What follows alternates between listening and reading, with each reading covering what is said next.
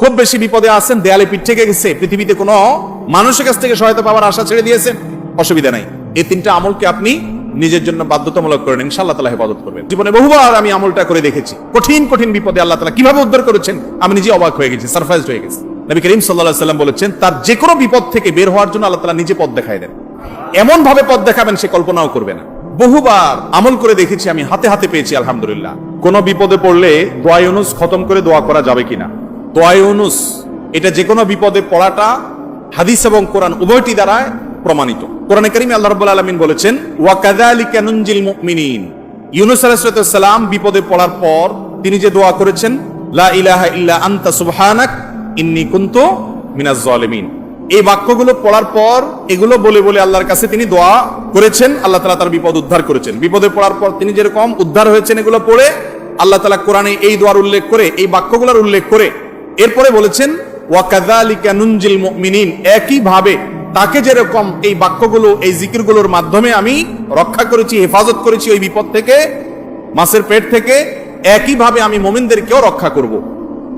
নবী করিম সাল্লাল্লাহু আলাইহি সাল্লাম বলেছেন যে ইউনুস ইবনে মাত্তা তিনি যে এই বাক্যগুলো দিয়ে আল্লাহর কাছে বিপদ থেকে উদ্ধারের পথ খুঁজে পেয়েছেন সেগুলো তোমরা পড়বে তোমাদের বিপদে আপদে। এজন্য বিপদ আপদ, বিশেষ করে কঠিন বিপদে আপনি যদি পড়ে যান তাহলে মুক্তি লাভের জন্য দোয়া ইউনুস বেশি বেশি পড়বেন।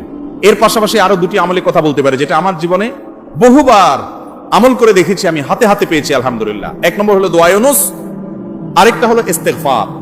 এটাও হাদিসে আসছে, নবী করিম সাল্লাল্লাহু আলাইহি ওয়াসাল্লাম বলেছেন, মান লাজিমাল ইস্তেগফার, যে ব্যক্তি ইস্তেগফারকে লাজিম বানায় নেয়। লাজিম বানায় মানে কি? মানে পড়তেই থাকে, থামে না। টয়লেটে গেছে তখন শুধু বন্ধ, খাচ্ছে তখন শুধু বন্ধ, ঘুমাচ্ছে তখন শুধু বন্ধ, আর সারাক্ষণ পড়তেই থাকে ইস্তেগফার।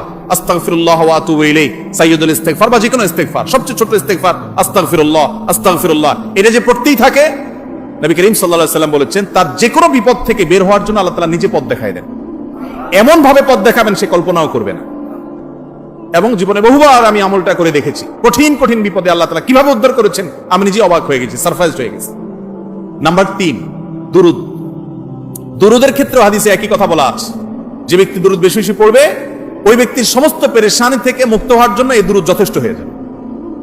তাহলে 3টা আমলের কথা বললাম, দোয়া ইউনুস, লা ইলাহা ইল্লা আনতা সুবহানাকা ইন্নী কুনতু মিনাজ জালিমিন, আরেকটা হলো ইস্তেগফার বেশি বেশি, আরেকটা হলো দুরুদ। খুব বেশি বিপদে আছেন, দেয়ালে পিঠ থেকে গেছে, পৃথিবীতে কোনো মানুষের কাছ থেকে সহায়তা পাওয়ার আশা ছেড়ে দিয়েছেন, অসুবিধা নাই।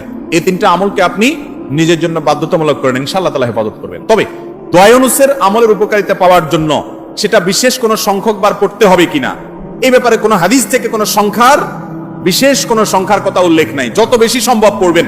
দুনিয়াবি কোনো বিষয় হাসিলের জন্য অভিজ্ঞতার আলোকে, রুকিয়া হিসাবে, ঝাড়ফুঁক হিসাবে, বা দুনিয়ার কোনো কাজে আল্লাহর কাছে প্রার্থনার অংশ হিসাবে তাজরিবা দ্বারায় অনেক আমল, যেমন ঝাড়ফুঁকের মধ্যে যেরকম, রুকিয়ার মধ্যে যেরকম বিভিন্ন আমল, আয়াত, হাদিস সংখ্যা ঠিক করে আপনার ওলামা একরাম করে করে সেটা তাজরিবা পেয়েছেন, ওই আলোকে করা যায়, সেভাবে করা যেতে পারে। কিন্তু সওয়াবের আশা যদি হয় যে এত সংখ্যক বার পড়লে এটা হবে, তাহলে সেটা হাদিস দ্বারা প্রমাণিত না।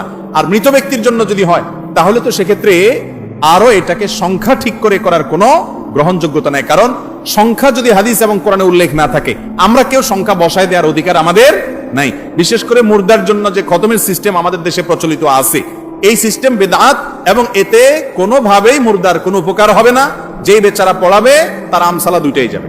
কয়দিন আগে দালম দেওবন থেকে ফতোয়া বের হয়েছে বিষয়, বিশেষ করে কোরআনে কারীমের খতম করানো হয় যে সে বিষয়। এই জন্য মুর্দার জন্য দোয়া করে বা তার জন্য খতমের অ্যারেঞ্জ করে মুর্দার কোনো উপকারে, বিশেষ করে টাকা নিয়ে যদি আপনি করেন তাহলে সেক্ষেত্রে কোনো উপকারে আসবে না, বরং সেটা নাজায়েজ এবং গুনাহের কথা। বাকি হ্যাঁ, মুর্দার জন্য আমরা দোয়া করব এবং তাদের জন্য অবশ্যই কোরআনে কারীম তেলাওয়াত সহ আরো যে সমস্ত আমলগুলো করা যেতে পারে সেগুলো করব, কিন্তু টাকা দিয়ে নয়।